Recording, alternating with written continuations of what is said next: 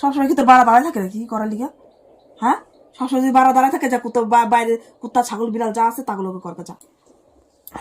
তুই এইভাবে কথা বলিস কেন? আমি এইভাবে কথা কম, সোজা আমার সামনে থেকে সর, আমি এইভাবে কথা কম। তোর হতে হন আর না হতে না হন। বালেরি আর কি আমার লাগে করতে না, বালেরি আর কি আমার লাগে করতে আইস তো লাগে বিয়া, বালেরি আর কি আমার লাগে করতে আইস না তো লাগে। আর কি করতে আজকে কেউ নাই, চল চল আয় আয় আয় না করে আয় আয় আয় আয় আয় পক পক করে কয়েকবার দম ঠিক হয়ে যাবে। আয়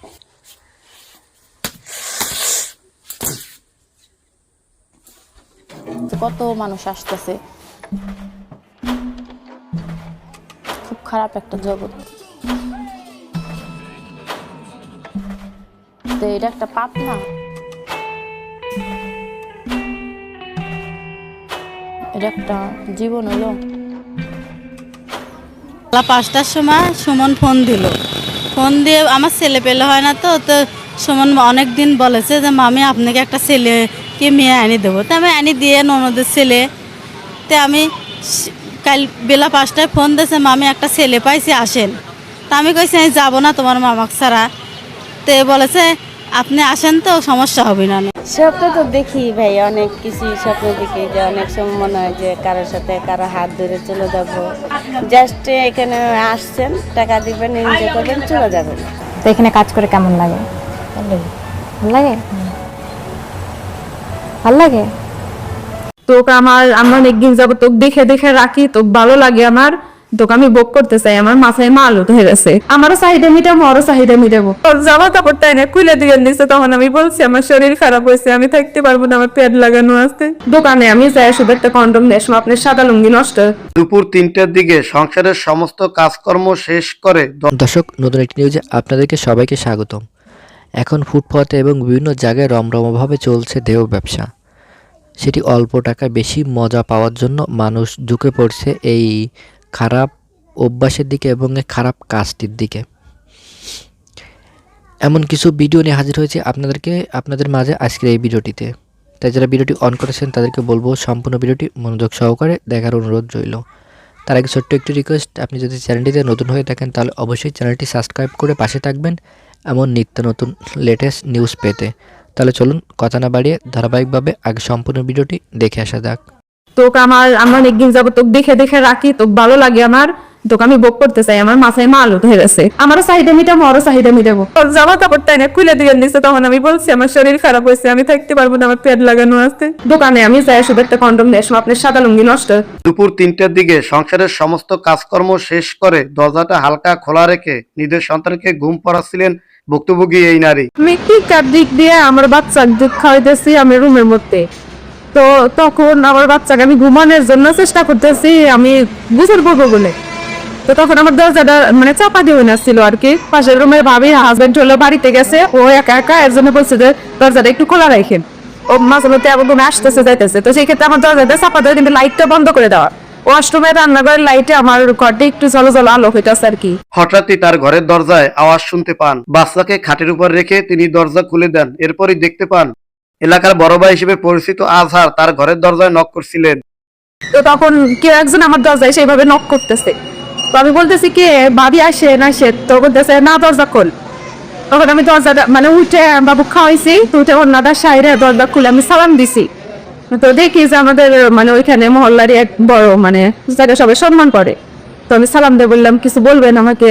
আচমকা এই নারীর ঘরে অন্য পুরুষ আছে বলে অভিযোগ করেন আজহার। এ সময় আজহারের সাথে অন্য একজনকেও সাথে নিয়ে আসেন তিনি। তার অভিযোগ করে বলেন দীর্ঘদিন ধরেই গৃহবধূ তার ঘরে অন্য পুরুষদের আনেন। তো বলতেছে তুই কি করস, তোর রুমে কে? তো আমি বলতেছি আমার রুমে কেউ নাই, আমার হাজবেন্ড মাত্রই মানে 2টায় গেছে লাঞ্চে খাওয়া দাওয়া করে, আমার বাচ্চা আছে। তা তোর বাচ্চা তো কান্না করতেছে, কারণ ঘুমাইবো কান্না করতেছে, কোলে নে। তো কোলে নেওয়ার পরে বলতেছে যে তুই কি করতেছো সেখান থেকে, তুই কি বাচ্চাস, আমার চোখ ফাঁকি দিতে পারবি? তখন বলতেছে আমি এরকম কোনো মানে আমার জ্ঞান থাকা অবস্থায় আমি এরকম কোনো কাজ করতেছি না যে আমি কারোর চোখ ফাঁকি দিব। তার নাম হচ্ছে আজাহার, আর সাথে একটা কালো করে মোটা করে ওই লোকটাকে আমি নাম জানি না। তো ওই লোকটা হাতে এত বড় একটা হাজিস্টি মানে যেটা মানুষকে মারে আর কি। তো উনিও পাশে দাঁড়ায়। এলাকার বড় ভাই হিসেবে পরিচিত আজহার এই সময় এই গৃহবধূকে অশালীন ভাষায় গালাগালি করেন এবং নিয়মিত তার ঘরে টাকার বিনিময়ে অন্য পুরুষদের দেহ ভোগ করান বলে অভিযোগ করেন। তো বলতেছে তুই এই জায়গায় নিত্য নতুন মানুষ নিয়ে এসে আদর যত্ন করস, তোর দেহ বোধ পড়াইতেছস, তোর টাকার কত দরকার আমাকে বলবি, আমি তো দিয়ে দাম, তোর তো ভালোই লাগে দেখতে, আমার কাছেও খুব ভালো লাগে, তাই আমাকে বলবি তোর কত টাকার দরকার। এটা আমার মানে অফিসটি ভাষায় বকাবকি করতেছে। এই গৃহবধূ তাদেরকে শান্ত করার জন্য বলেন, আপনারা হয়তো ভুল ইনফরমেশনে এখানে এসেছেন। আশেপাশের লোকজন এই সময় এগিয়ে আসলে তাদেরকে ভয়ভীতি দেখিয়ে রুমে পাঠিয়ে দেন আজহার। বলে অভিযোগ করেন এই ভুক্তভোগী নারী। তখন আমি কান্না করতেছি আর করতে অনুরোধ করে বলতেছি আপনি হয়তো ভুল কাউকে বলতেছে নাকি, আমি সেরকম কেউ না, হয়তো একটু আগেও তো গেছিলি, আজকে সারাদিন আমি বাসা বেরিয়ে বেরোইনি, আমি যাবো কিভাবে। তো বলতেছে যে আশেপাশে সবাই বলতেছে ভাবি কি হয়েছে, কি সমস্যা, কি সমস্যা। তো ওদেরকে বলতেছে যে একটা যদি দরজা থেকে বের হস তাহলে সবগুলারই মানে কঠোর শাস্তি হইব। তখন সবাই রুমের দরজা মানে ফ্ল্যাট সবাই লাগাই গেছে, লাগাই দেওয়ার পর আমাকে একা পাইছে, তারপরে অনেক কিছু মানে তুই এটা কর। এই গৃহবধূ তখনও কল্পনা করতে পারেননি সামনে তার জন্য কি অপেক্ষা করছে। সন্তান এবং স্বামীর প্রাণের ভয়ে এ সময় আজহারের সমস্ত অভিযোগ স্বীকার করে নেন বলে জানান এই ভুক্তভোগী নারী। আমার ওকে থেকে এক ভাবি আমাকে এভাবে দেয় যে আপনি ও যা বলে তাই স্বীকার করে, আমি তারপরেও স্বীকার করছি যে এটা মানে আমি ভুল করেও চলে থাকি, আমি আপনার কাছে ক্ষমা চাইতেছি, মাস্ক চাইতেছি। তোর একটা বিড়াল আছে, এত বড় বিড়ালটা নিয়ে আমার রুমের ভিতরে ছেড়ে দিল, তারপরে আমার বাচ্চারা তো আমার কোলে কান্না করতেছে। এর কিছুক্ষণ পর আজহারের সাথে থাকা লোকটিকে পাঠিয়ে দিয়ে ঘরের ভিতরে প্রবেশ করেন আজহার। ঘরে ঢুকি এই গৃহবধূকে দেন কুপ্রস্তাব, বলেন দীর্ঘদিন ধরে আমি তোকে টার্গেটে রেখেছি, তোকে আমার লাগবেই। ওই লোকটা বলতেছে তুই মানে যা, মানে সাথে যে লোকটা ছিল লাকিয়ালা উনি চলে গা, যার পরে বলতেছে তোকে আমি অনেকদিন যাবত টার্গেট করতেছি আর তোকে আমার লাগবে, তুই মানুষে খাওয়াই বেড়াই গেছো আর আমার খাওয়াবি না। পরে আমি বলছি দেখেন আমি যদি কাউকে খাওয়াই বেড়াই, আমার কাছে যদি কেউ আসে, আমি যদি এরকম রিপোর্ট থাকে আপনি ধরেন, ধরে আমার ফ্যামিলি আছে তাদের কাছে মানে বলেন আমি বিচার দিব, আমার যদি এরকম রিপোর্ট থাকে আপনি যে শাস্তি দিবেন আমি মাথা পেতে নিই। এই কথা বলার পরে বলতেছে যে আচ্ছা ঠিক আছে আমার ভিতরে যাইতে দে।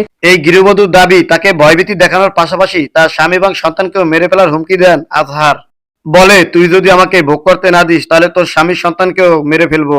কি তুই যদি আমার ভিতরে না যেতে দেস, তোর যদি ভোগ না করতে দেস তাহলে তুই ভাবিস না, খালি তোর টার্গেটে রাখি না, তোর জামাইকে টার্গেটে রাখছি, তোর জামাইয়ের মানে মানুষ কিসে লাগাই দে আমি তোর কাছে আসছি, তোর জামাইকে মেরে খালাম, তোর সন্তানিক মেরে খালাম, মেয়েটা বলতেছে।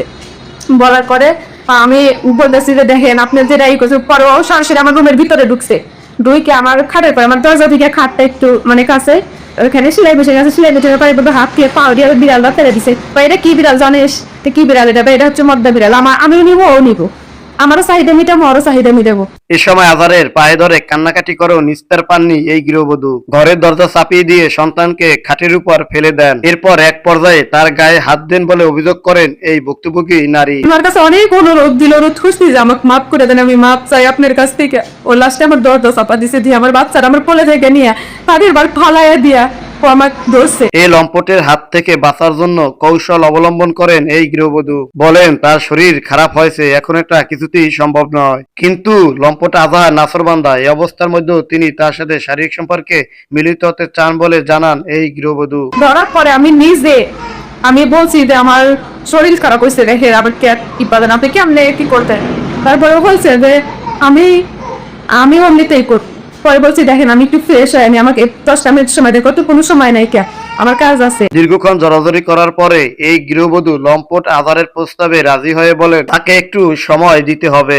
এরকম করে অনেক টাইম পাশাপাশি করার পরে তো আমি ওর কাছ থেকে পা ধরে মাপ চাই, বলছি যে আমি দোকানে আমি যাই শুধু একটা কন্ডম নিয়ে আসবো, আপনার সাদা লুঙ্গি নষ্ট, আমি চাই না যে আপনি মানুষের কাছে আমাকে ছোট করতেছেন আপনি ছোট হন, এই কথা বলছি, আমাকে সময় দিবেন। আমি অনুরোধ দিনারোধ করে আমি আমার বাচ্চার মাথার পর হাত রাখছি, আমার বাচ্চাকে আমি কসম কাটছি কি রাখা আসছি, আমি তার আরো কি রাখা আসছে তার কাছে যে আমি মাত্র 1টা মিনিট সময় দিই, আমি দোকানে যাবো কন্ডম নিয়ে আসবো যাতে আপনি সেফ থাকেন, এটার জন্য আমি 1টা মিনিট সময় আমি কিনে নিয়ে এসে আপনার ডিমো আপনি আমাকে ব্যবহার করে চলে যান, আমার কোনো বিচার নাই, কারণ কাছে যাবি তাহলে তোর ফোন দি।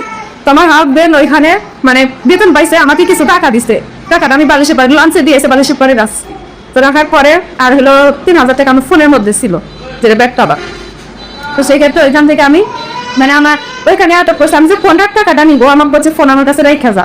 নিজের ফোন আজহারের কাছে রেখে কিছু টাকা নিয়ে ঘর থেকে কৌশলে বের হয়ে যান এই নারী। এরপর তার স্বামীর সাথে দেখা করে সমস্ত ঘটনা খুলে বলেন। পরে আমি ওনার কাছে ফোন রেখে বলছি 1টা মিনিট সময় দেন, আমি কান্দতে কান্দতে আমার অন্যটা তো খাটে বসছিলাম, অন্যটা শুধু বুকের পাট দিয়ে আমার বাচ্চা লাগতেছে, আমার বাচ্চাটা নিয়ে যায় কান্না তত্ত্বনে বিড়াল খামছে দিব, এটা বলে আমি আসছি, বেরোচ্ছি, বের হয়ে গেটে আসছি, গেটে এসে দেখি চলতি একটা গাড়ি, মানে 1 সেকেন্ডও লাগে না, ওই চলতি গাড়ি তুইঠে আমি মানে আমার হাজবেন্ডের কাছে আমি সরাসরি আমি হামিমের গেটে চলে এসে গেটে আসছি, আসার পরে আমার হাজবেন্ডের ডাক দিয়ে আমি সব কথাগুলো বলছি। তারপরে উনি আমার রুমে ছিল, আমি যখন বেরো আসে আমার রুমে ছিল, কিছু টাইম পরে আমি গেছে কি করছে, এখন পর্যন্ত আমার রুমটা খোলা, আমি বাসায় যাইতে পারতেছি না। প্রথম, তার আগে ছিল না, এরকম কাজ করছি না। তখন তুমি প্রথম করছিলে, কেমন লাগছিল? প্রথম খুব খারাপ লাগছে, কষ্ট লাগছে যে কত মানুষ একটা মহিলা মানুষের ইজ্জত দেখে, কারণ আমাদের কাছে কত মানুষ আসতেছে, তো এটা একটা পাপ না, কত খারাপ খারাপ কাজ করতেছি, কত লোকজন আসতেছে আমাদের কাছে, এটা একটা জীবন হলো, এই জীবনে থাকার থেকে না থাকাই ভালো। দেহ ব্যবসা বা পতিতাবৃত্তি বাংলাদেশে আইন অনুযায়ী নিয়ন্ত্রিত হলেও আসলে এটি বৈধ, যেখানে আইন অনুসারে কেবল প্রাপ্তবয়স্ক নারীরা আদালতে ঘোষণা দিয়ে দেহ ব্যবসায় নিয়োজিত হতে পারেন। কিন্তু অবিশ্বাস্য হল সত্য যে বাংলাদেশে লক্ষাধিক যৌনকর্মীর মধ্যে বিপুল সংখ্যক শিশুও রয়েছে। বাংলাদেশে অবস্থিত দৌলতদিয়া এশিয়া মহাদেশের মধ্যে অনুমোদিত বৃহত্তম পতিতালয়গুলোর মধ্যে অন্যতম। এখানে 3000-এরও বেশি যৌনকর্মী নারী টাকার বিনিময়ে যৌন সেবা প্রদান করেন। তুমি এখানে কতদিন আসছো? তো তুমি কি সেমন কারো পাল্লায় পরে এখানে আসছো? আমার বিয়ে ছিল জানাই কারণে এখানে তোমার বয়স কেমন হবে? 20 বছর হচ্ছে। আচ্ছা, মানে তুমি কতজন কাস্টমার নিতে পারো সারাদিনে, দিন রাত দিয়া কতজন আসে তোমার কাছে? এখানে এই কাজে নিয়োজিত অধিকাংশ নারী অর্থনৈতিক অসচ্ছলতা ও অবনটনের শিকার।